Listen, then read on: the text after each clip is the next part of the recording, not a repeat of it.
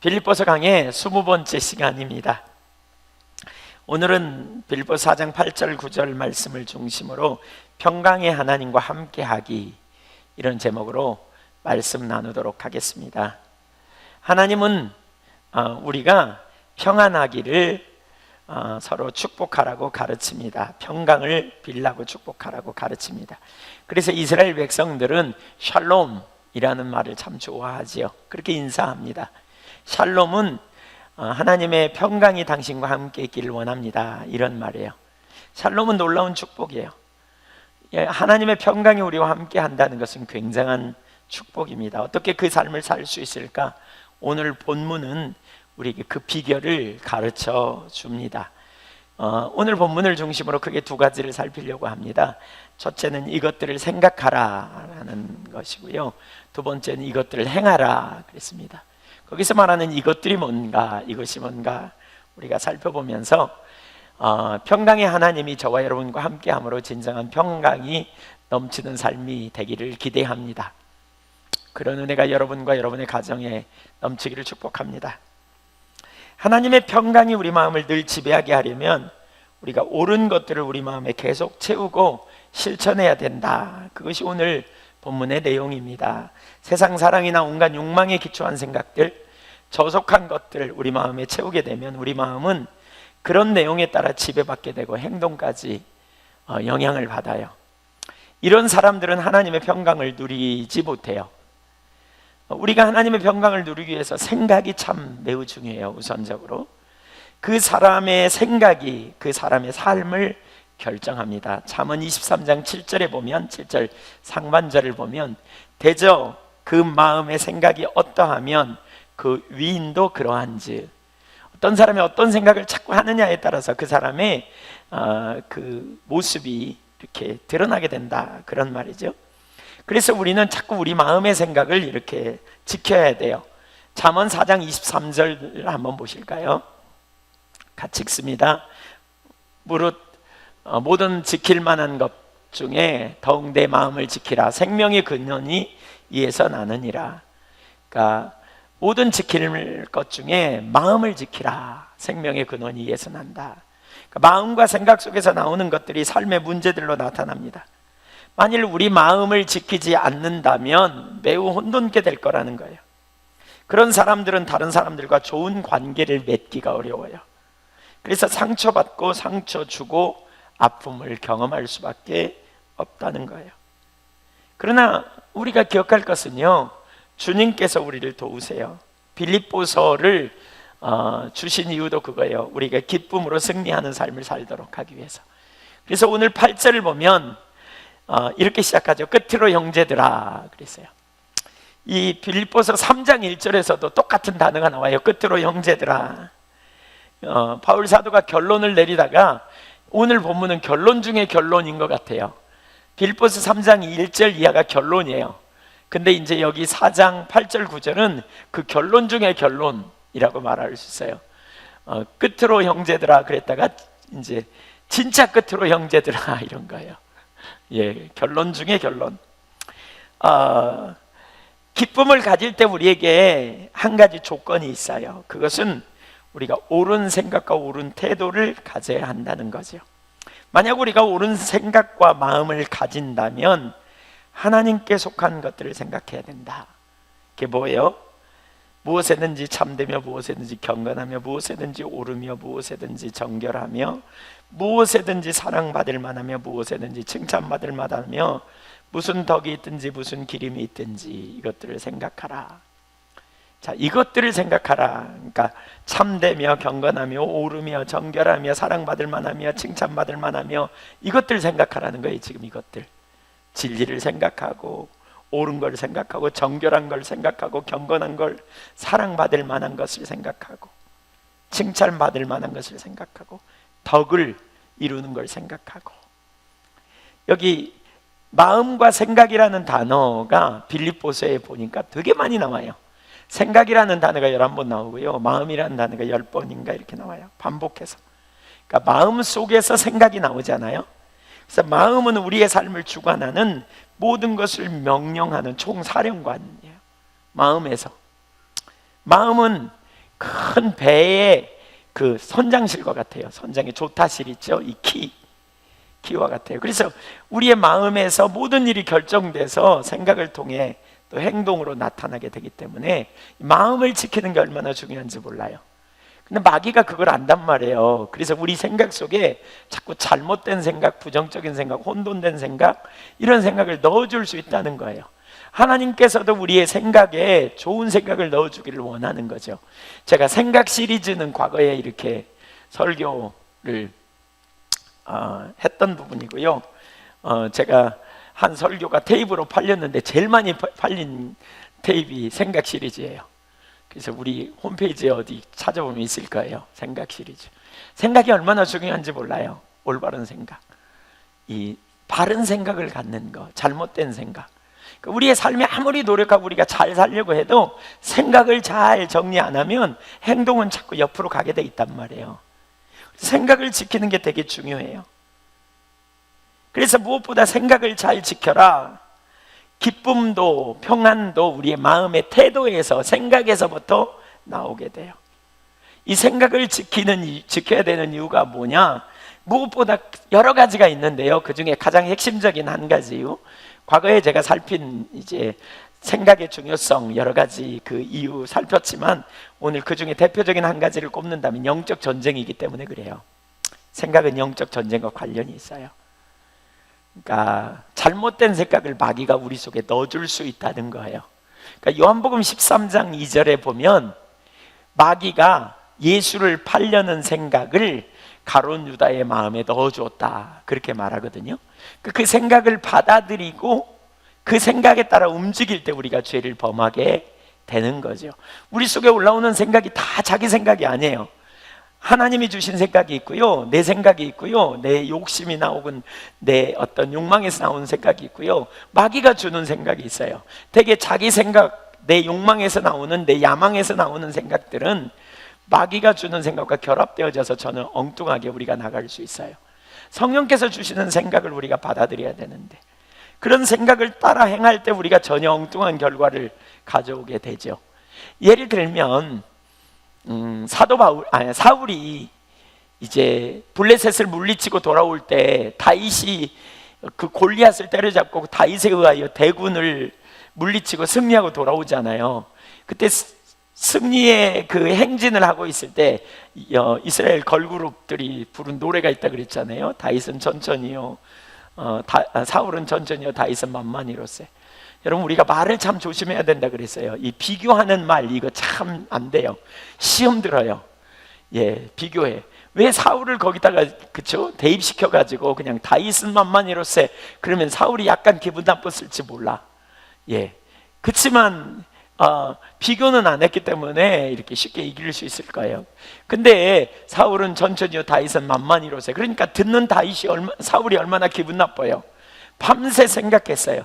바로 이러한 어떤 그 순간에 생각을 잘 잘라내지 않으면 이 생각이 꼬리에 꼬리를 물고 자꾸 나와가지고 소설을 쓰기 시작해요. 그래서 저놈이 사람들에게 인기를 얻어. 그러면 인기를 얻으면 그 다음에 무슨 짓을 할까? 그래, 나를 몰아내고 나라를 차지하려고 할 게 아닌가? 그러면 나는 어떻게 해야 되는가? 그래, 저놈이 나를 몰아내기 전에 내가 먼저 저놈을 죽여야 되겠구나, 이런 생각을 하고 그 다음 날 아침에 일어나서 사울을 죽이려고 하는 생각을 품을 때에 악신이 그에게 임했다. 귀신 충만 이렇게 됐다는 거예요. 생각을 잘라내는 게 얼마나 중요한지 몰라요. 이 생각을 올바로 분별하는 게 얼마나 중요한지 몰라요. 이게 안 되면 우리가 잘못돼요. 그래서 우리는 생각의 영역, 우리의 태도의 영역 이전에 우리 그리스도인의 삶에 있어서 무엇보다 중요한 게 복음에 기초한 생각을 우리가 받아들이는 게 정말 중요해요. 어떤 생각을 받아들이느냐, 이게 고린도후서 10장 3절 이하를 볼까요? 이 부분에 대해서 더 구체적으로 다루고 있어요. 우리가 육신으로 행하나 육신에 따라 싸우지 아니하노니. 우리에게 싸움이 있다. 근데 이 싸움은 육신에 속한 게 아니라 영적 싸움이다. 공중권세 잡은 원수 마귀와의 싸움이다. 이걸 말하고 있어요. 여러분 중에 어떤 분은 그렇게 생각할지 몰라요. 무슨 그런 싸움이 있어, 뭐 이상해, 보이는 게 전부지, 무슨 영적인 세계고 마귀가 어딨어. 여러분 중에 혹시 그런다면 여러분의 눈이 가려서 그래요. 가려워서 그래요. 고린도후서 4장 4절에 보면 이 세상 신이 믿지 않는 자들의 마음을 가리운다, 눈을 가린다. 그래서 보지 못하게 해서 그래요. 사실 영적인 실제가 있어요. 예수님만이 우리의 유일한 구원자이고 우리가 구원받는 것을 마귀가 아주 싫어해요. 그래서 우리에게 부정적인 생각, 혼돈된 감정 이런 걸 막 불화살을 쏘아대가지고 우리로 낙심하고 좌절하고 혼돈케 하려는 게 원수의 계획인 걸 기억해야 돼요. 사절을 볼까요? 같이 읽어보죠. 시작. 우리의 싸우는 무기는 육신에 속한 것이 아니요 오직 어떠한 진도 무너뜨리는 하나님의 능력이라. 모든 이론을 무너뜨리면, 여기 진이라는 말이 나오지. 진이 뭐냐면 요새예요. 제가 군인 생활할 때, 군대 생활할 때 포병이었고 상황실에 있었어요. 근데 제가 근무하던 곳이 이렇게 상황실이 빵카라 그러죠. 왜? 이렇게 요새예요. 어떻게 생겼냐면요, 산이 이렇게 있잖아요. 이쪽이 북쪽이에요. 이렇게 산이 있잖아요. 북쪽이에요. 포가 여기 배치되어 있는데 상황실은 어디 있냐면 이 산에 이렇게 굴을 파가지고요, 이 위에를 두꺼운 콘크리트로 했어요. 그리고 흙을 덮었어요. 그러니까 웬만큼 포탄이 떨어져갖고 여기까지 오지도 않아. 이 산 때문에. 그러니까 아주 고사계라고 포탄을 이렇게 높이 쏘았다가 이렇게 떨어지게 하는 거 아니면 오지도 않아. 거기다가 앞에 두꺼운 콘크리트가 딱 쳐졌어요. 그리고 방벽을 쐈어요. 거기 그 앞에다가. 그러니까 그리고는 거기 들어가는 길은 이렇게 방벽을 돌아서 이렇게 들어가요. 그러니까 직접 포탄이 떨어질 수가 없어요. 그리고 앞에는 작은 창문으로 이렇게 다 있기 때문에 들어올 가능성이 거의 없어요. 설사 그 앞으로 떨어진다 그래도 거의 들어올 수가 없어요. 이게 요새예요. 웬만하면 이렇게 회방을 받을 수 없는, 그게 요새예요. 근데요, 여기 뭐라고 말하냐면 마귀가 우리의 삶에 요새를 짓는다는 거예요. 요새. 근데 그 요새의 건축 재료가 뭐냐? 거기 사절에 보니까 뭐라 그랬냐? 이렇게 말하고 있어요. 모든 이론. 그 다음에 5절도 계속 읽어볼까요? 시작. 하나님 아는 것을 대적하여 높아진 것을 다 무너뜨리고 모든 생각을 사로잡아 그리스도에게 복종하게 하니. 세 가지를 말해요. 요새가 뭐냐? 요새의 건축 재료가 뭐냐? 모든 이론, 하나님 아는 것을 대적하여 높아진 거, 그 다음에 모든 생각.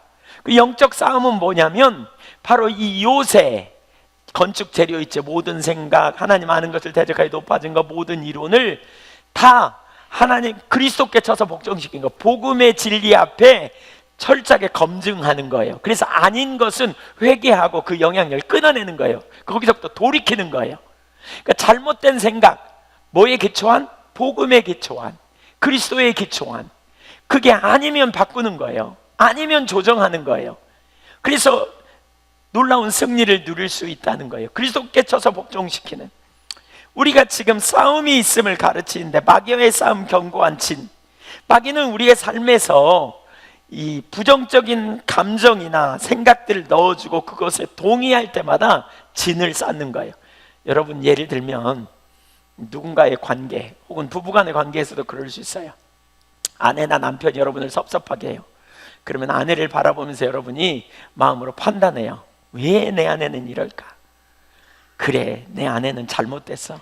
내 아내는 이기적이야. 내 아내는 자기만 아는 사람이야.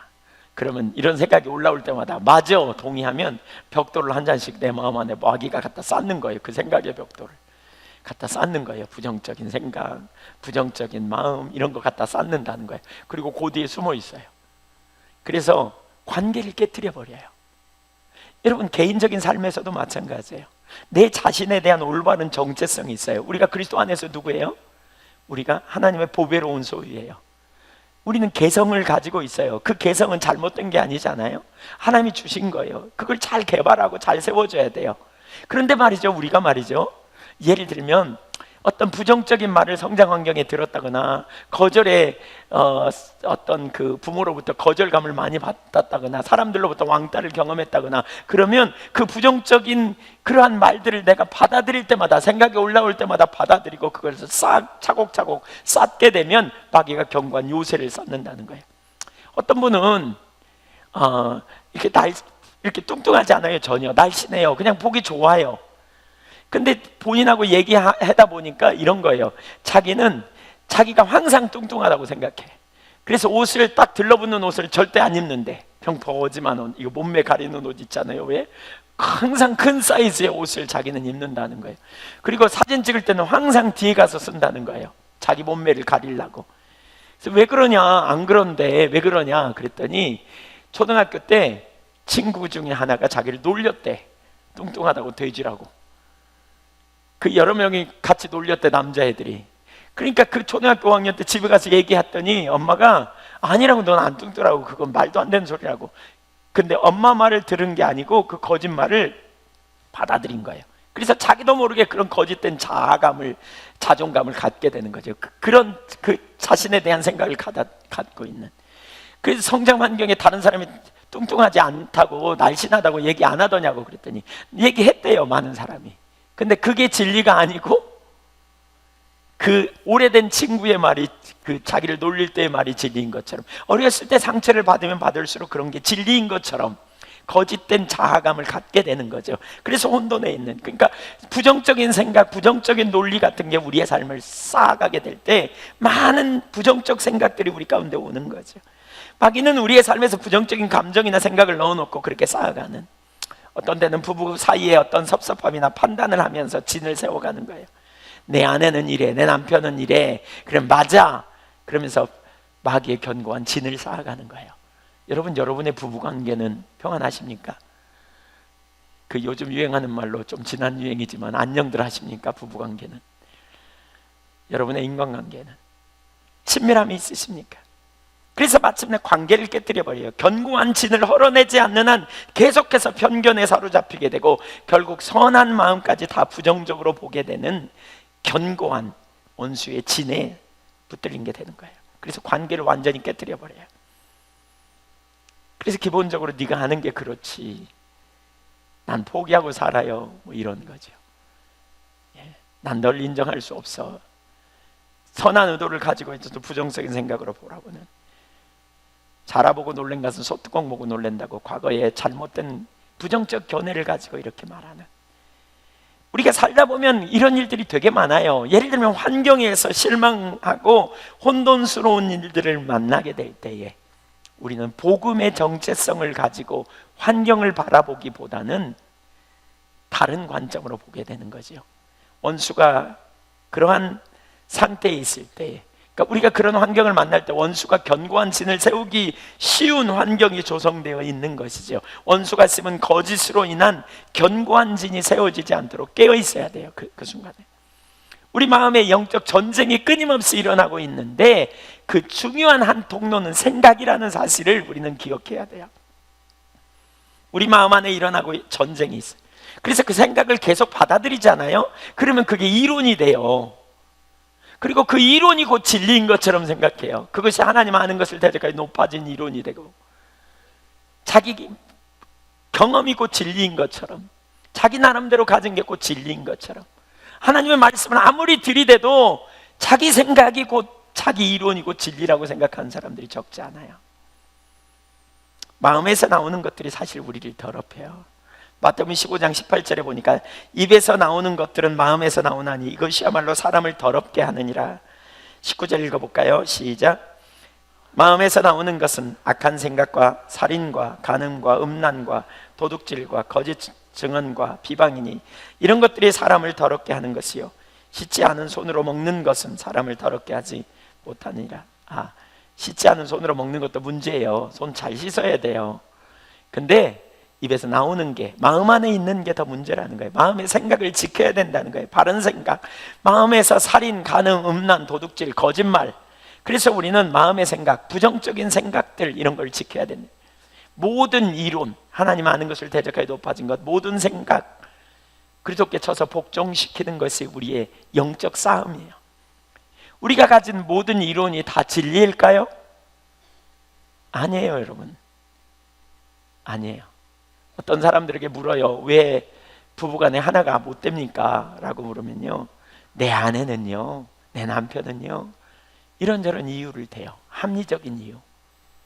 성경은 하나 되기를 힘쓰라 그랬는데 자기 이론이 있어요. 자기 논리가 있어요. 안 된다는 거예요. 이거 하나 될 수 없다는 거예요. 왜 용서 못합니까? 아이고 용서할 수 있는 인간이야 용서하죠. 이런저런 합리적인 이유를 대요. 성경은 뭐라 그랬어요? 너희는 1만 달란트 빚진 자로서 탕감받은 자야.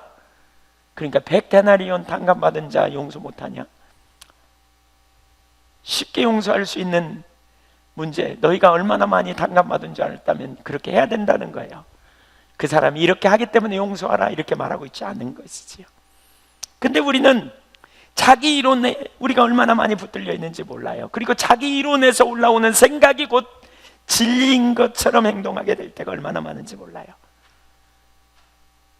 여러분, 우리가 그리스도인은요, 복음에 기초한 생각을 받아들여야 된다는 거예요.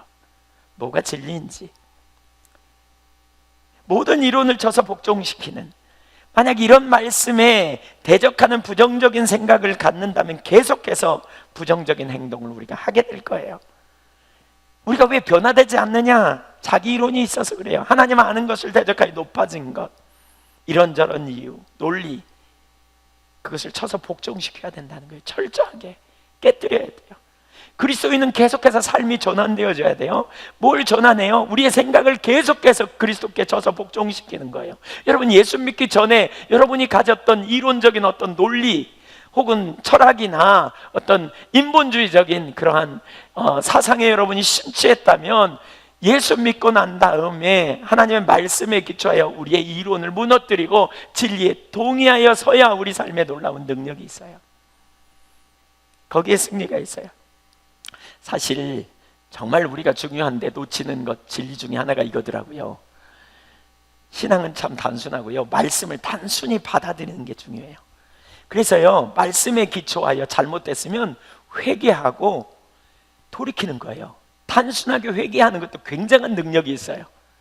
제가 치유사역을 감당하면서 보면 이게 회개만 해도 육신의 질병이 치유되는 역사를 참 많이 경험했어요. 그냥 단순하게 입술로 회개하는데도 하나님께서 치유하시고 회복하시는 역사들. 그 말은 뭐죠? 우리가 회개하지 않고 있는 그것에 원수가 해방하고 있다는 거예요. 그래서 여러분, 단순하게 회개하고 돌이키는 거예요. 여러분, 이번에 우리 내적 치유한 이후에 아마 가족들 중에 상당수가 그런 얘기를 하더라고요. 여러분이 이렇게 미안하다는 말을 하면서 관계가 확 풀어져 버리는, 어떤 분은 아빠가 딸에게, 또 아빠가 아내에게, 남편이 아내에게 미안하다, 내가 잘못했다, 그냥 그 하나면 좋게. 근데 그걸 안 해. 그러니까 계속 올라오는 거예요. 그냥 선입견을 가지고. 하나님 앞에서 동일해요. 동일해요.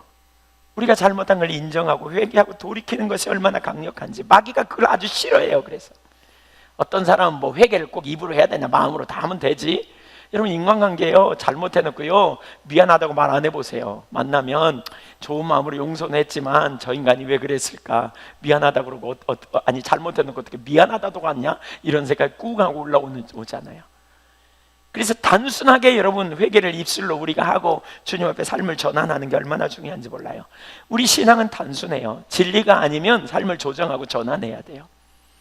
제가 제 아내 예를 들어도 될지 모르겠지만 그러면서도 해요. 제가 예. 제 아내가 과거에 뭐 여러 번 들었으니까요, 가위눌림 현상이 있다 그랬어요, 결혼 전에. 그래서 제가 그거 악한 영이 회방하는 것일 수 있다 그랬더니 제 아내가 이렇게 별로 안 좋아했어요. 근데 결혼하고 나서 그걸 대적하고 그러는 가운데 더 심하게 가위눌림의 현상이 있었어요.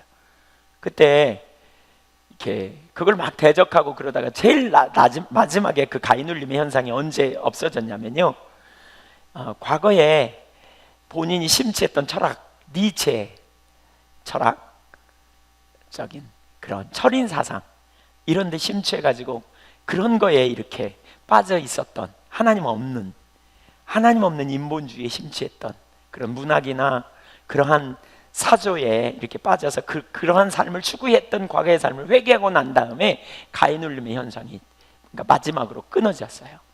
그게 치유되면서 그 삶을 전환하면서. 여러분, 하나님 아닌 진리, 뭐가 진리냐? 이 모든 이론이 진리가 아니라니까. 여러분, 하나님의 말씀에 기초하여 우리의 삶을 단순하게 전환하고 돌이킴으로 우리의 삶에 묶였던 영역이 풀어지는 놀라운 역사가 있음을 기억하세요. 여러분, 뭐가 진리냐? 여러분이 가지고 있는 경험이 진리가 아니고, 여러분이 과거에 심취하고 읽었던 어떤 철학적인 사조나 어떤 문학이나 그게 진리가 아니란 말이에요. 우리는 철저히 그 모든 것을 하나님의 말씀에 기초해서 돌이키고 전환해야 돼요. 아멘. 동의하십니까? 그런 것처럼 우리의 생각도 마찬가지예요. 우리가 가지고 있는 생각, 우리가 받아들이는 생각이 뭐가 옳은지 뭐가 진리인지를 분별해야 된다는 거예요. 그래서 오늘 8절에 뭐라 그랬어요? 무엇에든지 참되며 무엇에든지 경건하며 무엇에든지 옳으며 무엇에든지 정결하며 무엇에든지 사랑받을 만하며 칭찬받을 만하며 덕이 있든지 기름이 있든지 이것들을 생각하라. 이것들을 생각하라. 이 단어가 바울 서신서에만 34번이나 나옵니다. 반복적으로 생각하라는 거예요. 생각하라. 어떤 혼돈스러운 일이나 실망스러운 일이 일어날 때 혹은 어떤 일이 일어나려고 할 때 부정적인 생각이 우리에게 오는데 그때 동조해서는 안 된다는 거예요. 그 생각을 점검해 봐야 된다는 거예요. 끊어내야 돼요. 분별해 봐야 된다는 거예요. 제가 전에 여러분 비행기 탈 때 우리 막 검사하잖아요. 몸 수색. 근데 전에 미국에 한번 갔을 때 미국에 이렇게 가가지고 비행기를 타는데 이 도시에서 저 도시로 가는 가운데 이렇게 제가 이 혁대를 풀지 않고 그냥 어떻게 들어갔어요. 다 이렇게 꺼냈는데 그랬더니 삐 소리가 나잖아요. 그럼 보통 다른 데는요 삐 소리 나면 혁대 안 풀렀냐고 풀르고 다시 들어오라 그러거든요. 근데 미국에서 안 그러더라고요. 저를 한쪽으로 데리고 가요. 그러더니 양말까지 벗기고 바지를 다 들어 올리고 옷을 이렇게 배를 들으라 그래요. 다 살라오게. 사람들 저기 지나가고 있는데 제가 얼마나 수치스럽든지 그냥 그러더니 완전히 샅샅이 몸을 그냥 구석구석 다 뒤져요. 그냥 아주 제 아내가 뒤에서 보다가 더 그냥 화가 나가지고 씩씩거리더라고요. 제 아내가 보니까 얼마나 자존심을 상하게 하는지 이 잡듯이 그냥 머리서부터 막 이렇게 아무것도 없으니까 결국 가라고 그러더라고요. 그래서 아이고, 우리에게 들어오는 생각을 무분별하게 받아들이지 말고 그렇게 분별하고 조사해서 통과시켜야 된다는 거예요. 뭐가 올바른 생각인지 거기 동조하게 될 때에 영적 싸움이고 그것을 우리가 받아들이게 되면 그것이 우리의 삶을 초토화시킬 수 있다는 거예요. 우리가 어떤 상황이든지 우리의 모든 생각은 바로 여기 나오는 8절 나오는 그것에 기초해서 생각을 해보라는 거예요. 생각이 들어올 때 아무렇게나 들어오게 해서는 안 된다는 거예요. 거기 좀 볼까요? 첫째, 무엇이든지 참된 것을 무엇에든지 옳은가를 생각하라는 거예요. 참이라는 말은 알레데스라는 말로 뭡니까? 정당한, 확실한, 정직함 이런 거예요. 정당한지 확실한지, 그러니까 확실한지 진리인지 정직한 것인지 이걸 분별하는 거예요. 도덕적으로 영적으로 신빙성이 있는 것만 생각하라는 거예요. 예를 들면 그런 거예요. 여러분 어떤 연민이 여러분 안에 오랫동안 열어줘가지고 연민이 여러분에게 우울한 마음이 여러분에게 들면 낙심하고 좌절하고 그래 나 같은 걸 사랑할 리가 없어 누가 날 도와주겠어 이러면서 눕지 말라는 거예요. 그건 진리가 아니잖아요. 주님이 뭐라 그랬어요? 로마서 8장 31절에 그런즉 우리가 무슨 말하리요? 만일 하나님이 우리를 위하시면 God is good all the time. 어떻게 알아요? 8장 32절에 자기 아들을 아끼지 아니하시고 내어주시니까 아들과 함께 우리에게 모든 걸 더하여 주지 아니하시겠느냐? 심지어 너희 머리털 하나까지 세신 바 되었느니라. 하나님은 아신다. 이 진리에 기초하여 그런 생각을 거절하는 거예요. 낙심하는 생각, 연민의 생각, 감정이죠. 그동안 열어놨던 이런 걸 자꾸 허락해서 내가 그 견고한 진이 돼가지고 연민이 좀 들어오면 헤어나지 못할 이런 성도들 참 많이 봐요. 낙심이 되면 헤어나지 못해.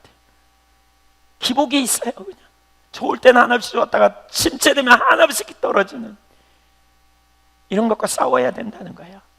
부정적인 생각이 오면 혼돈의 생각이 오면 진리인지 아닌지 이걸 분별해야 된다는 거예요. 분별해야 돼. 잘 생각해 보라는 거예요. 하나님은 어떤 분인가? 어떤 일이 뜻대로 잘 안 돼 환경이 그러면 우리는 하나님을 원망해요. 아담 때부터 이게 내려온 습성이에요. 하나님을 원망해요. 근데 그건 진리가 아니에요. 왜냐하면 하나님이 어떤 분이에요? 하나님은 참이세요. 신실하세요. 말씀대로 이루시는 분이에요. 그분의 약속은 유예요. 우리가 그래서 믿음으로 그분을 보는 것이지요. 이걸 분별해요. 이런 분별이 있기를 축복합니다. 두 번째 뭐라 그랬어요? 무엇에든지 경건하며 그랬어요.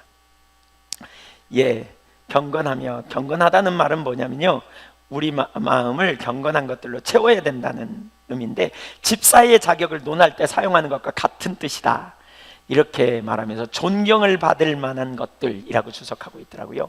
존경을 받을 만한 것들. 그러니까 뭐예요? 내가 존경받는가? 이 생각을 내놓으면 내가 존경받을 만한 것인가 아닌가? 디모데전서 3장 8절 보면 이와 같이 집사들도, 집사의 자격이 나옵니다. 정중히. 다른 사람을 훑어내리고 비난하고 후욕하고 이런 생각 잘라버리는 거예요. 일구이연하지 않고 약속을 지키는 거예요. 술에 임박히지 않고 더러운 이익을 탐하지 않고 깨끗한 양심에 믿음의 비밀을 가진 자. 믿음의 비밀이 뭐예요? 복음을 아는 거죠. 예수 아는 거예요. 내가 죄인이고 예수님이 나의 구원자임을 아는 이런 사람들이죠. 이게 집사의 자격. 우리에게 들어오는 생각이 더러운 이익을 추구하는, 사람들을 후욕하는, 비난하는 이런 생각 잘라버리라는 거예요. 이런 생각. 그런 생각이 들어올 때마다 몰아내는 거예요. 그냥 대적하고 파하는 거예요. 경건한 마음, 정중함, 다른 사람에게 신사적으로 대하는. 세 번째, 부끄러울 것이 없는. 하나님과 사람 앞에서 부끄러울 것이 없는. 무엇에든지 오르며 그랬죠. 오르며. 이건 오르는 게 뭐냐? 부끄러울 것이 없는 거예요. 하나님과 사람 앞에서 부끄러울 것이 없는. 내가 내놓아도 내 생각은, 이 생각은 하나님과 사람 앞에 부끄러울 것이 없는. 여러분, 어떤 생각은 우리에게 부끄러운 것이죠. 해서는 안 될 생각, 있어서는 안 될 생각을 막 해요. 남이 잘못되기를 바라는 생각. 다른 사람이 잘못되면 자기에게 유익이 돌아올 것 같은 생각들을 막 우리는 즐겨. 어떤 때는 우리도 모르는 순간에 그런 생각이 우리 가운데 들어오는 것을 아무렇지도 않다는 듯이 우리는 무릇 지킬 만한 것보다 이런 것들을 지켜야 돼요. 그런 생각이 우리 가운데 오면 결국 우리는 행동으로 옮겨지게 되기 때문에. 그래서 그 히브리서 11장에 보면 믿음의 선진들은, 한번 따라서 보세요. 믿음으로 생각하고, 믿음으로 말하고, 믿음으로 행동했다. 그러니까 이 생각이 되게 중요해요. 생각에서부터 선택을 하게 되기 때문에, 말하기 때문에 생각을 지켜야 돼요. 우리의 생각에 있는 것들이 말을 통해 나타나요. 대적 그 위인이 어떠하면, 마음이 어떠하면 그 위인이 그러하다. 마음에 있는 게 나오기 때문에 생각을 잘 지키는 게 얼마나 중요한지 몰라요. 옳은 거. 네 번째는 정결한 것입니다. 예, 무엇에든지 정결하며 도덕적으로 깨끗한 거예요. 막 마음속에 음란한 생각을 해. 막 마음속에 그런 생각이 방치되도록 두지 말라는 거예요. 잘라내라는 거예요. 복음 안에 있는 사람, 이걸 내버려 두지 말라는 거예요. 자꾸 생각하면요, 자꾸 엉뚱한 데로 가요. 저속한 책들, 예, 저속한 프로그램을 자꾸 보면 우리에게 생각에 견고한 부정적인 음란의 생각, 이런 것들이 올라오게 돼요. 과거에 그런 부분들을 우리가 열어놓았을 수 있어요. 그러면 회개하고 대적하고 파하는 자리로 실제적으로 가는 거예요. 또 거기 보니까 여섯 번째 뭐라 그랬어요? 무엇에든지 사랑받을 만하며 그랬어요. 다섯 번째죠. 이 의미는 즐겁고 유쾌하고 사랑스럽다, 이런 의미예요. 유쾌해요. 유쾌한 생각, 즐거운 생각, 사랑스러운 생각. 그 생각을 내놓으면 유쾌해. 이런 생각을 하는 거예요. 여섯째, 무엇에든지 칭찬받을 만하며 정중한, 고상한, 이런 의미예요. 고상한 생각, 정중한 생각, 숭고한 생각, 다른 사람을 배려하는 생각, 이런 생각이 우리 가운데 있는, 그런 생각이 아니면 잘라야 돼요. 만약에 우리가 이런 것들로 우리 마음의 생각을 점검한다면 우리의 얼굴 표정과 우리의 행동이 어떻게 변하겠는가.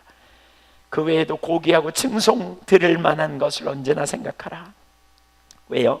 생각은 우리의 삶으로 인도하기 때문에 그래요. 그래서 우리가 생각을 잘 지키면 평강이 우리 안에 있어요. 평강이 있어요. 왜 우리가 낙심돼요? 왜 우리가 두려워해요? 하나님을 도우지 않은 생각이 있기 때문에 그래요. 참된 생각이 아니기 때문에 그래요. 왜 우리가 비교의식에 막 마음속에서 넘어져요? 하나님을 바라보지 못하기 때문에 그래요. 그래서 하나님을 바라보면 비교의식에 빠지지 않아요. 하나님을 바라보면 우리 안에 자유함이 있어요. 안식이 있어요. 혼돈이 내려져요. 두려움이 내려져요. 왜? 주님이 나와 함께 계시니까. 주님 안에서 이러한 평강이 저와 여러분 삶에 넘치기를 축복합니다. 혹시 여러분, 우리가 과거에 이런 생각들이 많이 내줬다면 지금 우리 가운데 어떤 편견이 사로잡을 수 있어요. 여러분이 여러분의 아내나 남편에 대해 편견을 가질 수 있어요. 또 제가 보니까 많은 분들은 목회자에 대해 편견을 갖는 사람들이 적지 않은 것 같더라고요. 상처로 인해서. 또 나는 어떤 타입의 사람은 싫어, 이런 선입견을 갖는 사람들도 있어요. 예. 이런 생각을 쳐서 복종시켜야 돼요. 과거에 그러한 생각이 있다면 회개해야 돼요. 부부간의 친밀함이 우리의 목적인데 친밀함을 갖도록 하시는데 하나님께서 우리가 잘못된 생각, 부정적인 생각, 원망하거나 섭섭한 일에 대한 그 과거의 경험 때문에 거기에 붙들리지 않기를 축복합니다. 부정적인 것들을 철저하게 대적하세요. 통제하고 감시하세요. 어떤 생각이 여러분에게 있는지. 지금 그걸 말하는 거예요. 이게 결론이라는 거예요. 너희가 복음 안에 있는 자로서 이렇게 살아야 된다, 이걸 말해요. 주님께서 저와 여러분을 그렇게 붙들어 주시고 인도해 주실 줄로 믿습니다. 특별히 4장 6절 7절 지난주에 배운 거 기억나시죠? 우리가 뭐라고요? 간구와 기도와 감사함으로 그랬어요. 그러니까 너 염려를 맡기라. 염려의 생각이 오거든 간구하라. 간구가 뭐라 그랬어요? 예배하는 거라 그랬어요. 예배. 하나님 얼굴을 구하는, 하나님 찾는 거라 그랬어요. 하나님과 온전한 관계 안에 있을 때 그때 기도, 우리의 문제를 주님 앞에 아뢰을 수 있어요. 감사함으로. 그러니까 무엇보다 주님과의 온전한 관계 안에 있고 그러한 상황을 여러분이 맡기면 여러분의 사고의 영역을 평강의 하나님이 붙들어 주시고 보호하시고 지켜주실 줄로 믿습니다. 생각이 많은 분 손 들어보세요. 난 생각이 비교적 많은 편이다. 예, 높이 안 드시는군요. 다 조금씩만 드시는군요. 예, 별로 영양가 없는 생각일 가능성이 높아요. 생각이 많으면.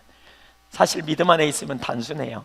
우리가 주님을 알면 알수록 생각을 자꾸 쳐서 복종시켜요. 생각이 없는 분은 없으시겠죠? 공동묘지에 누워 계신 분 외에는 다 생각이 있어요. 우리는 복잡한 이런저런 생각이 하나님으로부터 온 건가, 내 생각인지 마귀가 준 건지, 이걸 분별하는 게 영적 성숙과 관련이 있어요. 여러분, 생각에서부터 잘라버려야 돼요. 그래야 삶이 변해요. 그래야 안식이 있어요. 그래야 평강이 있어요. 무심코 올라오는 생각을 아무런 방어물 없이 그동안 허락했다면 회개하고요, 생각을 분별하세요. 자꾸 분별하세요. 혼자 잘 안 될 수 있어요. 그러면 어떻게 하느냐, 여러분의 옆에 있는 동역자를 삼으셔서 누군가 부부간에 나눌 수도 있고요, 여러분의 생각을 자꾸 나누세요. 생각을 나누세요. 원래 자기 건 안 보여도 남의 건 잘 보이기 때문에 분별해 줄 거예요. 그래서 자꾸 나누시라고요. 책상 정리 잘 못할 때 서랍 정리 잘 못하는 사람이 하는 방법이 있죠. 왜? 가끔 한 번씩 꺼내잖아요. 그리고 일단 뒤집는다. 그리고 필요한 것만 주워 넣는다. 나머지는 싹 쓸어가지고 쓰레기통에다 집어넣잖아요. 여러분, 누군가와 자꾸 생각을 나누세요. 그래서 부부간의 친밀함이 참 중요해요. 누군가 자꾸 교제하세요. 여러분의 기쁜 생각까지 다 털어놓으세요. 그러면 여러분의 남편이나 아내가 쓸 때 있는 생각, 없는 생각 다 구분해 줄 거예요. 물론 영적으로 깨어 있어야 돼요. 하나님 중심적인 자리에 있어야 돼요. 그렇지 않으면 이기적인 생각, 자기중심적인 생각, 이런 생각이 진리라고 막 주장할 수도 있기 때문에 생각을 나눠야 돼요. 물을 지킬 만한 것보다 생각을 지키라. 이것이 바울 사도가 빌립보서에서 우리에게 강조하고 있는 거예요. 옆에 사람을 한번 축복해 주십시오. 생각을 지키십시다. 생각을 통해서 마귀가 당신을 공격하려고 합니다. 생각을 지킵시다. 두 번째, 행하라. 행해. 평강의 마음을 우리가 가져. 평강을 우리가 얻으려면 행해야 돼요. 행해야 돼요. 빌립보서 4장 9절을 읽어보겠습니다. 시작. 너희는 내게 배우고 받고 듣고 본 바를 행하라. 그리하면 평강의 하나님이 너희와 함께 계시리라. 복음의 기본적인 원칙을 우리에게 일깨워줘요. 아주 중요한 부분이에요. 두 가지인데요, 자세한 것들을 이렇게 우리가 봤지만 복음에 기초한 삶을 살라고 말합니다. 여기서 두 가지를 살필 수 있는데, 하나는 뭐냐, 우리는 복음의 원리로 사는 사람들이어야 합니다. 따라서 보세요. 참 그리스도인은 복음이 내 삶을 지배하도록 허용한다. 참 그리스도인과 그리스도인 비슷한 사람들은 달라요. 그리스도인 비슷한 사람들은요, 자기 중심적인 삶을 살면서, 자기 나름대로의 삶을 살면서, 자기가 주도권 갖고 살면서 복음을 살짝살짝 첨가해요. 조미료처럼. 그래서 도움을 얻으려고 하는 사람들이에요. 근데 참 그리스도인은요, 복음이 내 삶의 주도권을 가지고 역사하시도록 내어드리는 거예요. 이 차이를 기억해야 돼요. 이건 아주 중요한 문제입니다. 그러니까 사도는 이렇게 말하죠. 그리스도인이라면 이렇게 살아야 해. 너희가 그리스도인이라면 이렇게 살아야 돼. 내가 너희에게 말한 모든 것을 듣고 너희가 배운 대로 내가 살고 있는 것처럼 너희도 살아야 돼. 이렇게 말하는 거예요. 사실 이걸 결론 중에 결론으로 지금 말하고 있다니까요. 이건 매우 강력한 얘기입니다. 사실 많은 사람들이 복음을 자기 삶을 풍요롭게 해주는 어떠한 수단으로 여기는 경향이 많아요. 자기가 주도권을 가지고 있고 복음을 통해서 어떤 유익을 얻는 수단으로. 그러나 복음은 우리에게 생명이고 우리의 미래입니다. 복음은 우리의 안식입니다. 우리의 영생입니다. 복음 안에서 우리의 정체성을 발견하고 그리스도를 믿는 믿음 안에서 사는 삶이어야 합니다. 여러분, 이 그리스도인의 정체성이 뭔지를 분명히 알지 못하면 삶이 절대로 변화할 수 없습니다. 바울 사도는 우리가 이 땅에 살 때 생각과 행동의 두 가지 측면이 잘 되어야 된다, 결론으로 그렇게 말하면서, 근데 복음에 기초해야 된다는 거예요. 우리의 생각도 복음에 기초하고 우리의 행동도 복음에 기초해야 된다는 거예요. 8절은 생각의 영역이 철저히 복음 안에서 되어져야 함을 가르치고 있고요. 9절은 그리고 9절에서 너희는 내게 배우고 받고 듣고 본 바를 행하라. 우리의 생각과 행동은 전적으로 예수 그리스도의 복음에 의해 지배되어야 된다, 이 말입니다. 사도 자신이 복음에 의해 지배받은 삶을 살았기 때문에 살면서 내가 한 것처럼 너희도 살아야 돼 라고 말하고 있는 것이지요. 제가 성경을 이렇게 보면서 빌립보서 3장만큼 바울 사도가 자신의 삶, 신학을 또 삶을 자전적으로 잘 고백하고 있는 부분이 없다고 생각해요. 그만큼 철저하게 복음에 기초한 삶을 살았던 자전적 고백을 거기서 잘 보여주고 있는 거죠. 그러니까 철저하게 예수 그리스도의 복음에 지배당하는 삶. 그러므로 우리가 예수를 믿으면 그리스도인의 삶은 지금까지 살아온 일상생활의 어떤 몇 가지를 수정하는 것이 아니고 전혀 다른 새로운 삶이 돼야 된다는 거예요. 그리스도인들은 그들의 삶의 어떤 것을 몇 가지를 양념처럼 추가하는 것이 아니에요. 중심이 변한 것, 전적으로 다른 존재들. 고린도후서 5장 14절 이하를 한번 볼까요? 이걸 좀 보여줘요. 시작. 그리스도의 사랑이 우리를 강권하시는도다. 우리가 생각하건대 한 사람이 모든 사람을 대신하여 죽었은즉 모든 사람이 죽은 것이라. 예수 믿는 사람은요, 그리스도로 말미암아 그리스도 안에서 함께 죽었어요. 옛사람이 죽었어요. 옛 내가 가지고 있던 목표, 내가 가지고 추구하던 가치관이 달라진 거예요. 내 인생의 쾌락, 내 인생의 가치관이 달라진 거예요. 과거에는 내가 추구하는 목표와 가치관, 내가 보는 관점, 이런 것들이 있는데 이제 죽었다고요. 전혀 다른 삶이에요. 그래서 나는 이제 그분의 사랑을 알고 그분의 사랑의 동기로, 그분의 사랑에 힘입어서 내 삶을 살아가는 사람이다. 그리스도의 사랑이 나를 강권해 사는 삶, 다른 동기로 살아가는 거예요. 15절도 보실까요?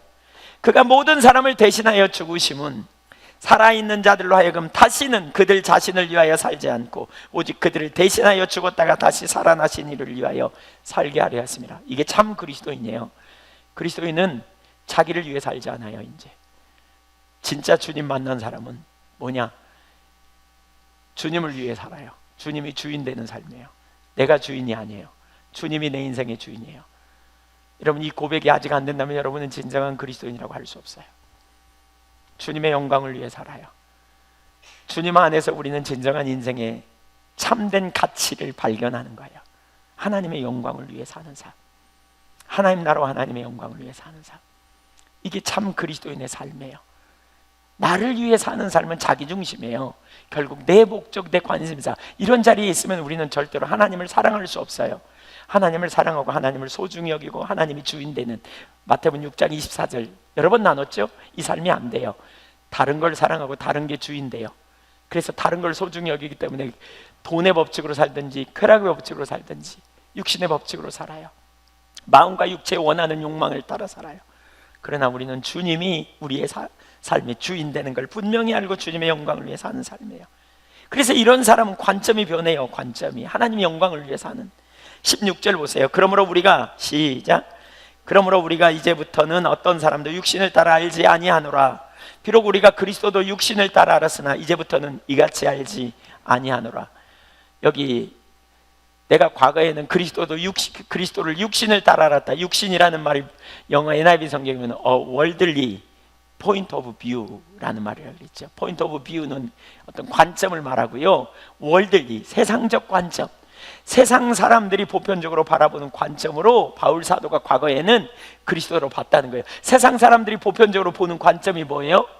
세상 사람들은 옆에 사람을 어떻게 평가하냐? 돈이 많으면 이 사람은 특별한 사람이야. 명예가 높으면 특별한 사람이야. 뭔가 노년을 위해 준비가 된 사람은 대단한 사람이야. 돈이 최고의 가치가 있다고 생각하고 명예가 최고의 가치가 있다고 생각하고, 그러니까 부자를 좋아해. 부자를 존중해 여겨. 명예가 있는 사람을 존중해 여겨. 근데 상대적으로 그렇지 못한 사람은 우습게 얘기해요. 그렇지 못한 사람은 멸시하고요, 마음속에 아무렇지도 않게 생각해요. 쉽게 생각해요. 이게 세상적 가치관이에요.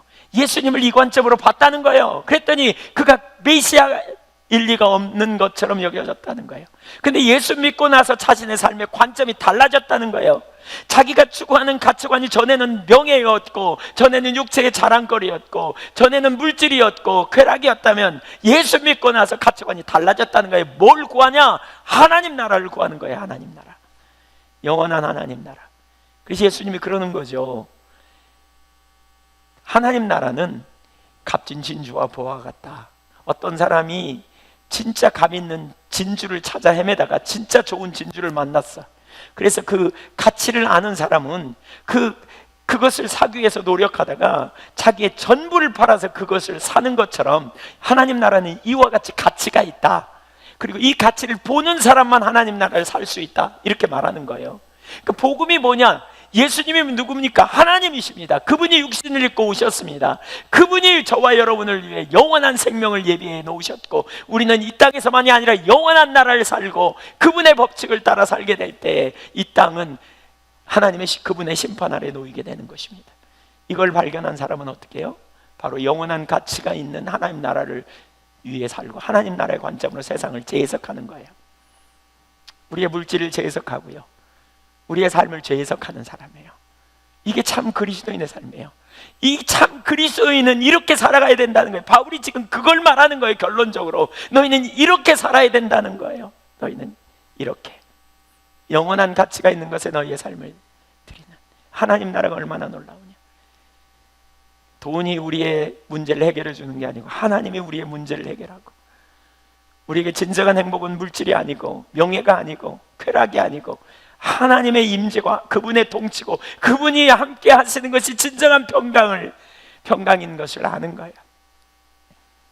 그분의 나라를 위해 우리가 살게 될 때 이 땅에서 어떤 때는 별로 드러나지 않고 나타나지 않아도 하늘나라에서 영원히 하나님과 영원한 안식과 평강을 누리며 사는, 하늘의 해와 같이 빛나는, 별과 같이 빛나는 그러한 놀라운 삶을 사는 것을 보는 사람들.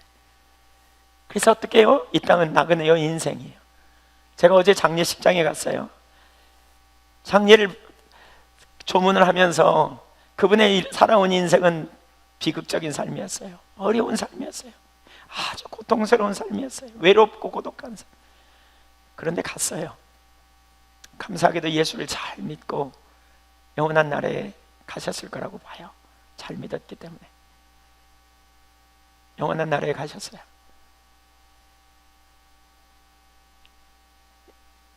왜 이런 얘기 있죠? 이래도 한 세상 저래도 한 세상, 뭐죠? 예, 사랑도 미움도 다 실소, 사회참미라는 옛날에 나온, 예, 이거는 우울한 노래인데, 제가 생을 비관적으로 보자 이런 표현은 아닙니다. 그러나 영원한 가치가 있는 것을, 진짜 가치가 있는 것을 본다면 우리가 추구하는 가치가 정말 가치 있는 것인가를 우리가 봐야 된다는 거죠. 내가 가진 것이 정말 자랑스럽고 자부심을 갖고 너무너무 귀하다고 생각했는데 어느 날 눈이 번쩍 뜨여서 하나님 나를 봤더니 이건 정말 아무것도 아닌 거예요. 이건 돌도 아닌. 그래서 영원한 나라에 우리의 삶을 조정하는, 이게 그리스도인의 삶입니다. 여러분이 아직 이 비밀을 깨닫지 못한다면 주님께서 여러분의 눈을 열어주시기를 간절히 축복합니다. 영원한 가치가 있는, 이게 그리스도인의 삶이에요. 그래서 고린도후서 5장 17절을 읽어보세요. 그런즉 바로 이와 같은 변화가 있기 때문에 누구든지 그리스도 안에 있는 사람은 새로운 피조물이다. 이전 것은 지나갔다. 보라, 새 것이 되었다. 너희는 새로운 것이다. 좀 바뀐 게 아니다. 좀 변화된 게 아니다. 조금 몇 가지 달라진 게 아니다. 너희는 존재 자체가 변화됐다. 아담적 본성, 이기적인 자기중심성을 벗어버린 그리스도의 사랑으로 구원받았기 때문에 더 이상 자기를 위해 살지 않는 그분의 사랑에 붙들린 영원한 하나님 나라 백성, 천국 시민, 완전히 새로운 피조물. 그래서 관점이 변하고 가치관이 변한 사람이기 때문에 복음에 기초한 생각과 복음에 기초한 삶을 사는 사람들, 이게 바로 그리스도인이라는 거예요. 참 그리스도인은 그리스도인이 아닌 사람과 대조를 이루는 삶을 살아요.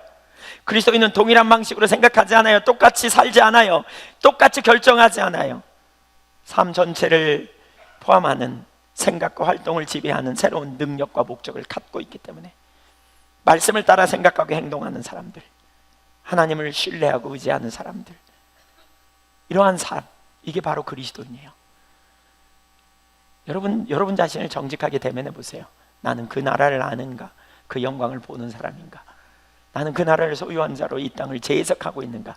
아니면 그냥 나는 내 삶을 살다가 주님이 좀 필요해서, 이렇게 예수 믿으면 복 받는다는 게 좀 필요해서 나는 아직 내 마음을 바꿀 생각이 없어. 그냥 나는 여전히 그냥 나는 아직도 세상이 좋고 땅의 일에 내 모든 관심이 있고 이 자리에 있어. 그냥 나는 좀 주님이 내 문제 해결하고 내 자녀 잘 되고 내 세상에서 복 받는 것에 대해 관심이 있어 라고 생각한다면 여러분 자신 살펴봐야 돼요. 그건 진정한 그리스도인의 삶의 태도가 아니에요. 그리스도인은 새로운 피조물이에요. 새로운 피조물이라고요. 우리가 옛 아담적 본성이 우리 가운데 끊임없이 올라올 때 우리가 자기중심으로 돌아가는 경향이 있지만, 그러나 그 자리에서 분연히 일어나 믿음으로 삶을 조정하고 주님 앞에 나아가는 그러한 성도들이 되어야 해야 돼요. 아멘. 그래서 우리가 그렇게 찬양할 수 있죠. 이 몸의 소망 무엔가 우리 주 예수뿐일세. 우리 주 예수밖에는 믿으리 아주 없도다. 이 몸의 소망 무엔가 우리 주 예수뿐일세. 우리 주 예수밖에는 믿으리 아주 없도다. 굳건한 반석이시니 그 위에 내가 서리라. 그 위에 내가 서리라. 영원한 가치가 있는 하나님 나라에 우리의 소망을 둔 사람은 예수 그리스도를 바라보고 이 땅에서 담대함을 갖는 거죠. 그분의 길을 따라 그분의 법칙을 따라 나아가는 삶, 이것이 천국 시민의 삶의 태도입니다. 행하라 그랬습니다. 지금 첫째는 뭐라고요? 이게 기독교인의 정체성이에요. 두 번째로는 거룩함 곧 성화의 삶이 우리 성도의 본질적인 삶인 것을 가르칩니다. 여기 행하라 그러면 여러분 무슨 생각이 드세요? 부담이 팍 되지 않으세요? 성경은 행하라 그랬어요. 행하라. 잘 들으세요. 여기 아주 중요합니다. 우선 이것은 율법을 말하는 게 아닙니다. 구원 얻기 위해 행하라, 이게 아닙니다. 우리 여기 빌립보스 교회는 구원 받은 자들을 향해 바울 사도가 말하는 겁니다. 구원 얻은 백성들에게 주시는 말씀입니다. 그러니까 무엇인가를 해야만 구원에 이르는 것을 말하는 게 아닙니다. 이미 구원받은 자입니다. 예수 그리스도를 믿음으로. 그런데 그리스도와의 관계 안에서 복음의 충만함, 곧 그리스도와의 친밀한 교제를 누리는 삶을 실제로 살기 위해서 우리가 해야 될 일, 복음의 축복을 누리기 위해서 우리가 해야 될 일이 있는데, 그게 뭐냐면 바로 행하는 거라는 거예요. 여러분 절 보세요. 이런 맥락에서 이해해야 돼요. 우리는 예수님을 믿음으로 우리는 하나님의 자녀가 되었어요. 맞죠? 예, 관계가 이미 형성됐단 말이에요. 근데 이 관계를 만들고 주님께서 고린도전서 1장 9절에 우리를 불러 그의 아들 예수 그리스도와 더불어 교제케 하기 위함이라고 했죠. 교제. 그러니까 관계가 됐다면 교제가 돼야 돼요. 그렇죠? 그 교제가 자라야 돼요. 근데 이 관계를 위해서 우리가 해야 될 일은 뭐냐면 뜻을 함께하고 우리가 주님의 주권 앞에 순복하고 그분의 말씀을 따라 우리의 삶을 조정해야 관계가 자라가면서 관계 안에서 오는 축복을 경험할 수 있단 말이에요. 예를 들어 볼게요. 두 사람이 결혼했어요. 결혼하기 전에는 결혼하려고, 이쁘게 보이려고, 결혼을 어떻게 잘 하려고 그냥 막 해가지고 결혼을 딱 했어요. 그러면 그 다음에 하는 행동은 결혼을 하기 위해서 이쁘게 보이려고 그러는 게 아니고요. 그 다음에는 뭐예요? 서로 간에 좋은 관계를 위해서 상대편을 존중히 여기고 상대편의 말을 무시하거나 해서는 안 돼요. 그렇죠? 여러분, 친밀한 관계가 왜 깨져요? 서로에 대해서 해서는 안 될 말을 하고 판단하고 서로 빗나가고, 물론 이제 생각이 달라서, 관점이 달라서 그럴 수도 있는데, 이게 자꾸 어긋나면요 달라져요. 그래서 얘기를 듣고, 소통이 왜 필요합니까? 듣고 잘못되면 고치고 조정하고 이러면서. 근데 부부관계는 누가 옳다 누가 틀렸다 이렇게 말할 수 없잖아요. 근데 하나님과 우리와의 관계도 마찬가지예요. 친밀한 관계가 되기 위해서 우리가 뭐 해야 돼요? 점점 우리는 주님을 기쁘시게 하는 삶을 추구해야 간다는 거예요. 하나님이 기뻐하시는 길에 우리가 서 가는 거예요. 우리의 삶을 조정해 가는 거예요. 여기서 행하라는 말은 구원 얻기 위한 행함이 아니에요. 우리는 자녀로서 이미 들어와 있는 자녀예요. 한 몸이 된 부부간의 관계에서도 서로 삶을 조정할 때 친밀함이 있는 것처럼, 우리가 구원받은 자로서 구원받은 주님의 백성에게 복음 안에서 주시는 놀라운 축복이 실제가 되기 위해서는 우리의 삶을 조정해 가는 거예요. 이게 복음이 제공하는 중대한 축복을 놓치지 않는 삶의 축복이에요. 그리스도인의 삶을 살기 위해 최선을 다하지 않는 그리스도인을 우리는 비난할 필요가 없어요. 왜냐하면 그들은 이미 중대한 고통을 맛보고 있기 때문에. 그리스도인, 예수 그리스도를 믿는 믿음 안에 있는 축복을 경험 못하기 때문에. 그러니까 그 축복을 누리기 위해서 우리는 서야 돼요. 어리석은 자에 대해서 말하잖아요. 마태복음 7장에. 바로 신약 성령이 거룩함과 성화의 교리를 선포하는 방법이에요. 신약은 이렇게 호소해요. 우리가 주님 안에서 복음의 축복을 누리고자 한다면, 복음의 축복을 경험하고자 한다면, 예수 그리스도와 친밀한 실제적인 교제 가운데 있고자 한다면 우리는 말씀을 따라 행해야 된다는 거예요. 말씀을 따라. 9절을 다시 보세요. 제가 띄어서 읽겠습니다. 너희는 행하라. 뭘요? 듣고 보고 배운 바. 그리하면 평강의 하나님이 너희와 함께 계시리라. 여기 그리하면이라는 단어를 염두에 둬야 돼요. 이렇게 행하면 이렇게 하리라. 만일 너희가 이것을 행하면 저것이 따르리라. 조건입니다. 이게 축복이 제공되는 성경의 방법입니다. 여러분 잘 들으세요. 아주 중요합니다. 우리는 이렇게 생각해요. 우리가 예수 믿었으니까 하나님이 우리에게 주시는 축복이 자동이라고 생각해요. 근데 성경 어떤 곳에서도 그렇게 말하고 있지 않아요. 성경은요, 조건이요. 한번 따라주세요. 축복은 초청이다. 우리가 그렇게 행할 때 그 약속의 축복이 온다는 거예요. 그러니까 구약에서도 이걸 우리가 볼고, 구약도 신약도 잠깐 살펴볼 텐데, 아브라함에게 하나님께서 본토 친척 아비 집을 떠나면 가나안 땅을 주겠다 그랬어요. 그리고 가나안 땅을 약속으로 받아요. 아닌 게 아니라 400년 후에 이스라엘 백성들이 애굽에서 나올 때 약속의 땅 가나안을 들어갈 것이라고 600만 명이 그 약속을 받습니다. 60만 명이, 죄송합니다. 제가 600만 명이라고 했습니다. 60만 명이 약속을 받습니다. 가나안 땅을 얻을 것이다. 너네 만 20세 된 60만 명의 사람들이 가나안 땅에 들어가게 될 것이다. 근데 몇 명 갔어요? 몇 명 갔습니까? 2명 갔습니다. 2명. 여호수아와 갈렙 2명. 나머지는요, 광야에서 다 죽었습니다. 왜 못 들어갔습니까? 약속은 받았지만 못 들어갔습니까? 그들이 하나님을 떠났기 때문에, 마음으로부터 하나님을 떠났기 때문입니다. 출애굽기 20장 12절도 보세요. 20장 시작. 내 부모를 공경하라. 그리하면 내 하나님 여호와가 내게 준 땅에서 내 생명이 길리라. 이렇게 하면 이렇게 하리라 그랬습니다. 이게 조건입니다. 이스라엘 백성들이 순종할 때 복을 받지만 불순종할 때 저주를 받을 것에 대해서 말하고 있어요. 이게 조건이에요. 여러분, 이게 조건이에요. 하나님께서 우리 가운데 주시는 놀라운 약속의 축복이 우리 가운데 개인적이고 실제적으로 체험되려면 우리는 말씀을 존중히 여기고, 말씀을 존중히 여기는 게 곧 하나님을 존중히 여기는 거예요. 우리 지난번에 살폈죠. 마태복음 6장 24절은 이런 원리가 있다고. 두 주인 섬기지 말라. 그렇죠? 거기에 이런 원리가 있다고. 너희가 하나님을 우리가 하나님을 사랑하면요, 하나님을 존중히 여겨요. 그러면 하나님이 주인돼요. 근데 반대로요, 하나님을 마음으로부터 떠나면 하나님 사랑한다고 입술로 말할지 모르지만 다른 걸 사랑해요. 자기중심적인. 그러면 다른 게 우리의 삶에 소중하게 돼요. 무게가 있다고요. 이게 우리의 관심을 끈다고요. 이게 나에게 기쁨을 준다고요. 그러면요, 그게 내 삶의 주인돼요. 내가 그 법칙으로 살아. 돈이 나에게 기쁨이 되면 돈의 법칙으로 살아. 하나님 말씀이요, 주님 가만히 계세요. 말씀 타협해보래요. 명예의 법칙을 따라 살아요. 그러니까 마음으로 하나님을 떠나요. 하나님 떠나는 건 마음으로부터 떠난다 그랬어요. 몸이 떠나는 건 훨씬 떠난 거고요, 마음이 떠난 것이 하나님을 떠나는 거예요. 그게 바로 범죄하는 거예요. 그렇게 되면 반드시 우리가 하나님을 경홀히 여기고 다른 자리로 가요. 여기 신명기 30장이 그걸 가르쳐요. 15절, 보라 내가 오늘 생명과 사망과 복과 화를 내 앞에 두었나니 곧 내가 오늘 내게 명령하여 내 하나님 여호와를 사랑하고 그 모든 길로 행하며 그의 명령과 규례와 법도를 지키라 하는 것이라. 그리하면, 여기서도 그리하면 그랬죠. 하나님 사랑하면, 온전한 관계 가운데 있으면 네가 생존할 것이고 번성할 것이고 내 하나님 여호와께서 네가 가서 차지할 땅에서 내게 복을 주실 것임이라. 17절, 그러나 네가 만일, 여기서도 만일입니다.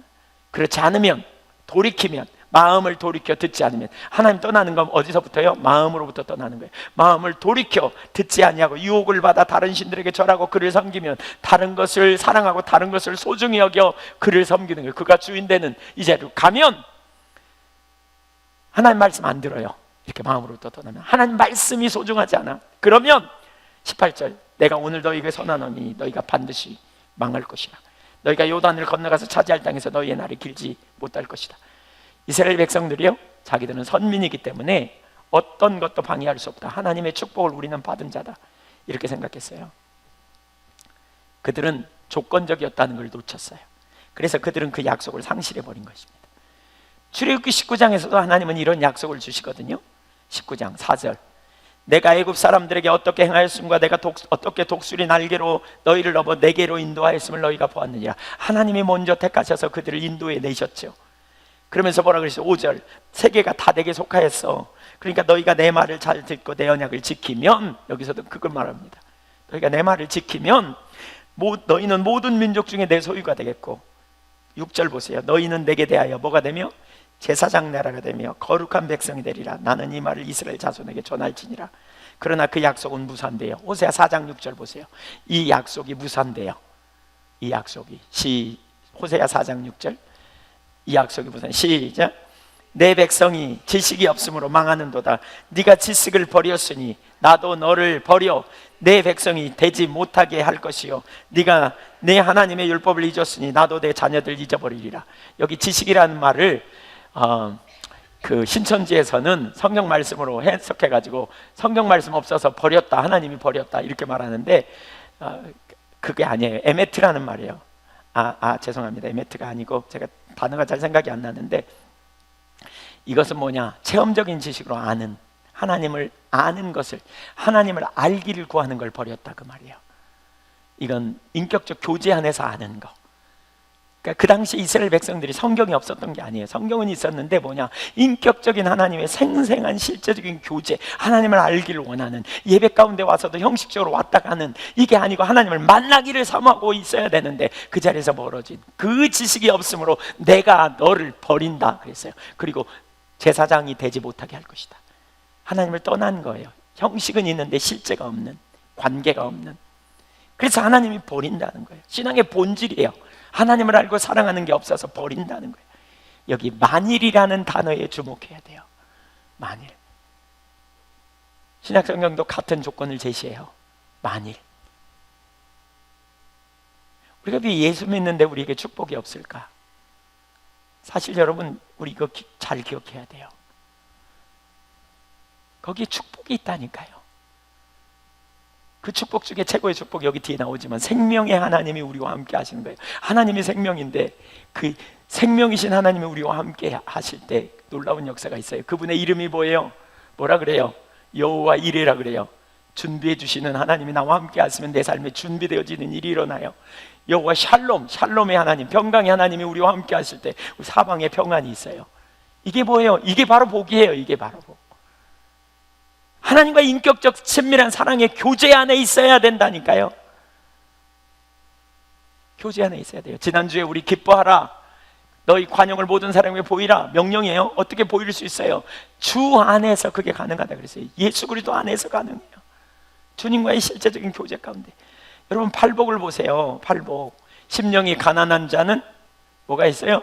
복이 있나니 천국이 저희 것이며 천국을 얻으려면 심령의 가난함이 있어야 된다. 이게 조건이에요. 애통하는 자는 복이 나니 저희가 유로를 받을 것이며, 유로받기 원한다면 애통함이 있어야 된다. 온유한 자는 복이 나니 땅을 기업으로 받을 것이라는 거예요. 땅을. 조건이에요.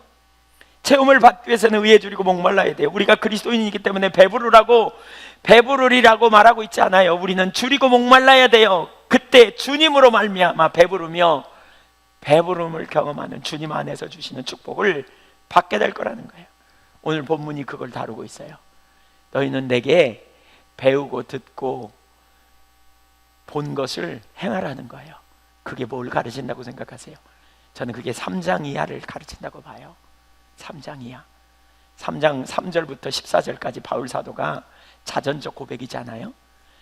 전에는 육체를 의지하고 육체의 자랑거리를 추구하고 그것을 자랑하고 자랑거리를 추구했는데, 지금은 그걸 뭐예요? 다 손해로 여기고 배설물로 여긴다. 왜냐하면 그리스도를 아는 지식이 가장 고생하다. 인격적인 주님과의 관계, 거기에 초점이 있는 거죠. 거기에 초점, 그 관계성에 기초한, 그래서 그 관계성에 기초한 삶. 그리고 두 번째로 뭘 그는 거기서 우리에게 가르쳐요? 잡았다함도 아니요 이루었다함도 아니요, 나는 그 그리스도와의 관계를 계속 자라가기 위해 뒤에 있는 것은 잊어버리고 앞에 있는 것을 잡으려고 달려간다. 겸손의 삶, 그렇죠? 안다고 생각하는 거 내리는 거 계속해서 주님과의 더 깊은 교제 가운데 나아가는 삶. 세 번째로 그 다음에 뭘 가르쳐요? 그래도 예수의 사람들은 하늘의 소망을 두는 사람이야. 시민권이 하늘에 있어. 우리는 그리스도가 재림하는 날을 사모하는 사람이야. 그날에 우리는 신령한 몸으로 변화될 거고 그날에 완전한 구원을 맛보는 자야. 우리의 초점이 거기 있어야 돼. 그런데 땅의 일을 생각하는, 십자가의 원수로 행하는 삶, 그 삶이어서는 안 돼. 이거를 바울 사도가 지속적으로 3장에서 가르쳤잖아요. 이게 그리스도인의 삶이, 그 삶을 우리가 살라는 거예요. 그 삶. 8절에서 생각의 영역을 다뤘다면 그런 그 생각에만 머물 게 아니고 이제 우리가 나아가 실제적인 삶의 영역으로 나오라는 거예요. 보고 듣고 배운 바 그 자리로 나오라. 오늘날 우리의 문제 중에 하나는요, 오늘날 우리 가운데 심각한 문제, 그걸 이렇게 말해요. 좀 어려운 말이지만 그냥 좀 설명하면, 헬라적 사유, 히브리적 사유, 이런 표현이 있어요. 헬라적 사유는 뭐냐? 철학적 사고예요. 철학적 사고. 이건 주로 머리로, 이론으로, 지식으로 이렇게 하는 거예요. 결론을 지식에서 내려요. 그러니까 이론으로, 지적 동의로 끝나요. 근데 히브리적 사유는요, 실제예요. 열정이 있어요. 실제로 내 삶이 그렇게 되기를 원하는 거예요. 그래서 갈등하고 씨름하고 고민하는 거예요. 그렇게 되어지지 않으면 안 되는 자리까지 가는 거예요. 이게 히브리적 사유예요. 오늘날 너무나 많은 사람이 헬라적 사유에 머물러 있어요. 지적 동의예요. 신앙의 본질이 중요해요. 중요해. 십자가 보면 그래, 난 지식으로 알고 있어. 그러니까 사는 것처럼 착각하는 거예요. 근데 실제가 되지 않으면요, 아무런 능력이 없어요. 히브리적 사유를 지금 말하고 있는 거예요. 바리새인들이 율법을 알았지만, 연구했지만 실제로 그 삶을 살지 못했잖아요. 로마서 2장에 그걸 잘 보여주죠. 유대인들은 율법을 수여받았기 때문에, 자기들은 알고 있기 때문에 아무런 문제가 없다고 생각했어요. 그런데 바울 사도는 뭐라고 그랬어요? 너희가 그것을 행하지 않으면 아무런 의미가 없다, 이렇게 표현하고 있는 거죠. 그들의 문제가 뭡니까? 인격적인 관계를 문자로 대체하는. 그래서 마틴 노이드 존스 목사님이 쓴 부흥책에 보면 뭐라고 그랬어요? 인격적 관계를 지식으로 대체하는 죽은 정통주의가 너무나 심각하다. 너무나 심각하다. 실제적인 문제. 여러분, 우리는 인격적인 주님과의 생생한 교제라 그랬어요.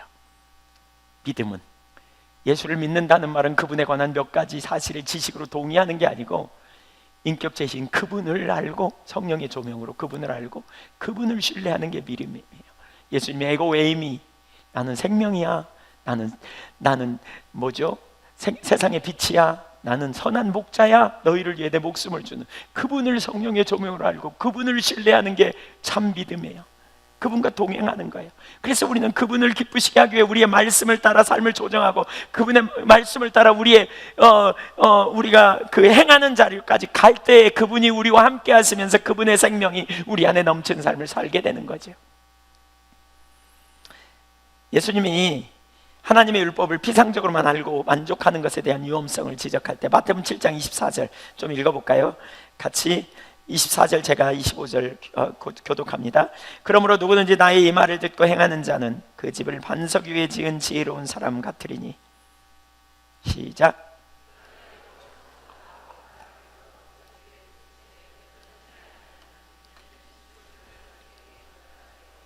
나의 이 말을 듣고 행하지 아니하는 자는 그 집을 모래 위에 지은 어리석은 사람 같으리니.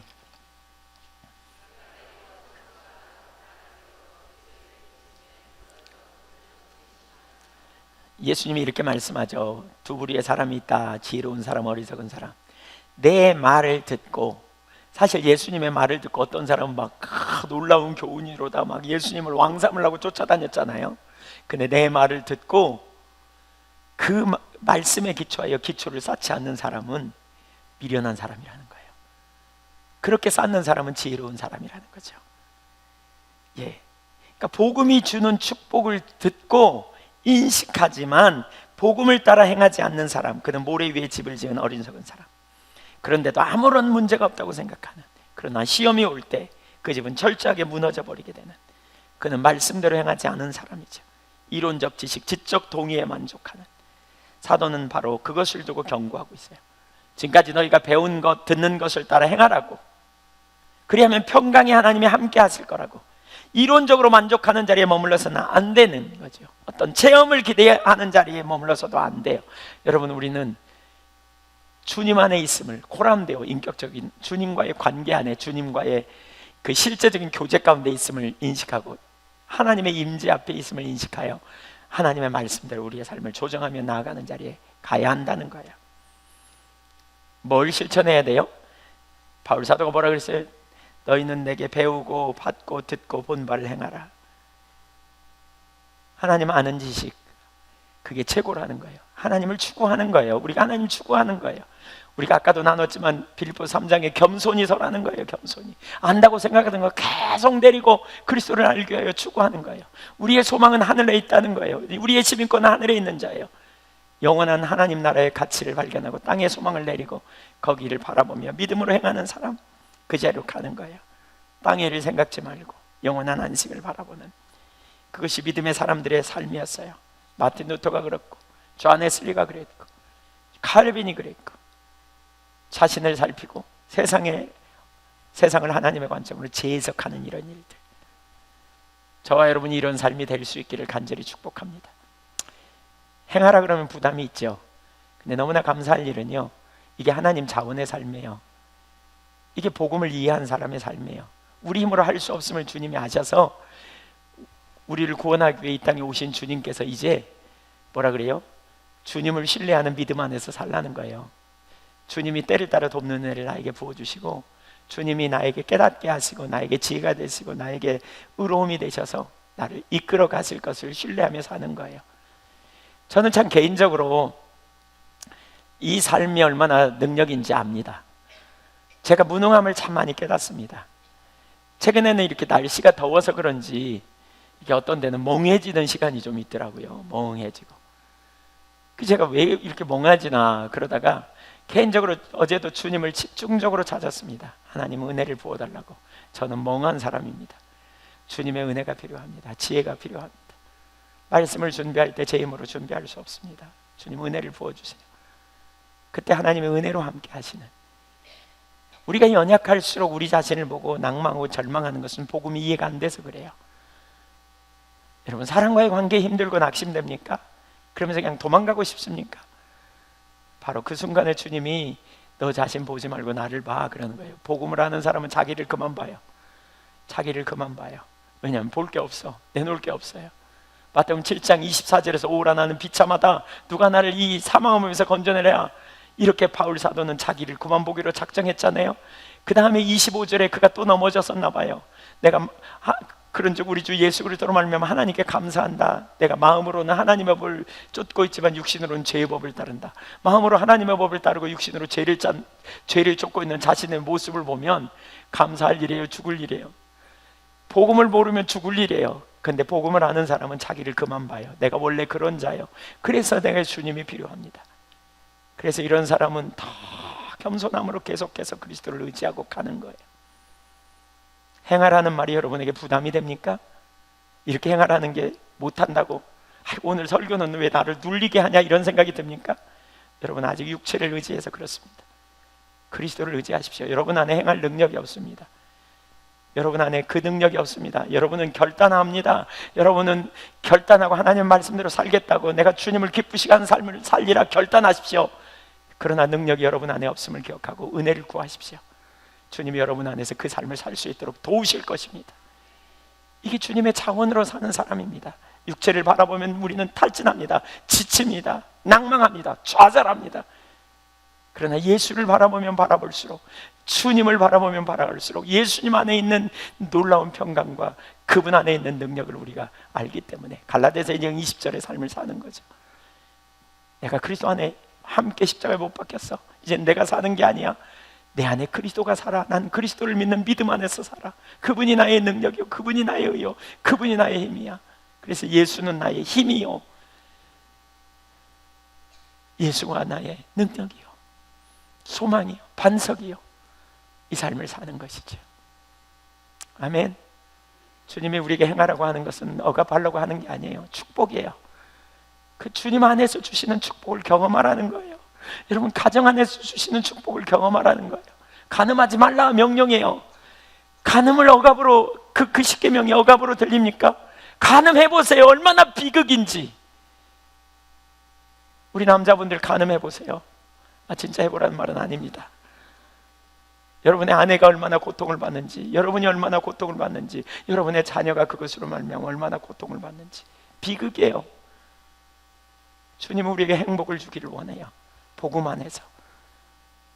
근데 이런 일상적인 수수한 행복만이 아니고요, 축복만이 아니라요, 마지막 결론으로 나누면 진짜 놀라운 축복이 있는데, 보상이 있는데, 거기 9절 하반절에 보면 뭐라고 말하고 있냐면 이렇게 말하고 있죠. 그리하면 평강의 하나님이 너희와 함께 계시리라. 아멘. 평강의 하나님이 나와 함께 계십니다. 하나님이 샬롬이에요. 하나님이 생명이라니까요. 신명기 30장 20절에 그가 너의 생명이라고 그랬어요. 생명의 하나님이 나와 함께 하시면 그분의 생명이 우리 안에 넘치는 거예요. 그분의 생명이 내 안에 넘쳐. 그분의 은혜가 내 안에 넘쳐. 그분이 나와 함께 계셔. 그래서 나 어느 곳에 있든지 늘 마음이 평안해. 주 예수 주신 평안함 늘 충만하도다. 나의 마음 속에 늘 평안해. 왜 평안해요? 왜? 주님, 샬롬의 주님이 나와 함께 계시니까요.